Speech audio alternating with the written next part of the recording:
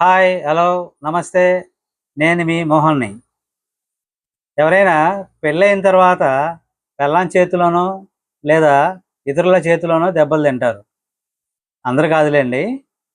అయితే దీనికి విరుద్ధంగా వైఎస్ఆర్ కడప జిల్లాలో బూచుపల్లి వంశీయులు పెళ్ళికి ముందే దెబ్బలు తింటారు.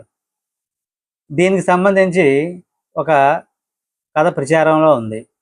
అదేమంటే ఈ బూచుపల్లి వంశీయులు అంతకుముందు వాళ్ళ పూర్వీకులు అక్కడ ఉన్న గంగమ్మ దేవస్థానంలో ఉన్న ఒక పెట్టెని తీసుకొచ్చారంట.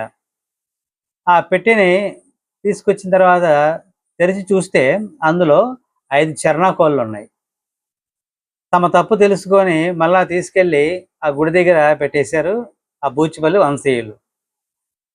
తమ తప్పు తెలుసుకున్న ఆ బూచిపల్లి వంశీయులు ఆ గంగమ్మని వేడుకోగా ఆమె దయతో కరుణించి, మీ వంశస్థులు ఎవరైనా పెళ్ళికి ముందు దెబ్బలు తింటే మిమ్మల్ని క్షమిస్తాను అని చెప్పి ఆమె ఆదేశించిందంట.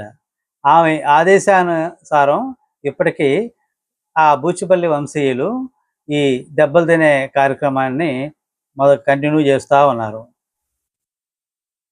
పెళ్ళికి ముందే ఆ పెళ్లి కొడుకుని ఆ చర్నాకోలతో 3 దెబ్బలు కొట్టి ఆ తర్వాత పెళ్లి తంతుని మొదలు పెడతారు. ఇదేదో బాగుంది కదా! ముందే తన్నులు తింటే మెంటల్‌గా ప్రిపేర్ అయ్యి ఉంటాడు. మరిన్ని వింతలు, విశేషాలకి మరియు న్యూస్ కోసం నా ఛానల్‌ని సబ్స్క్రైబ్ చేసుకోండి, లైక్ చేయండి, ఇతరులకి షేర్ చేయటం మర్చిపోవద్దు. Thank you.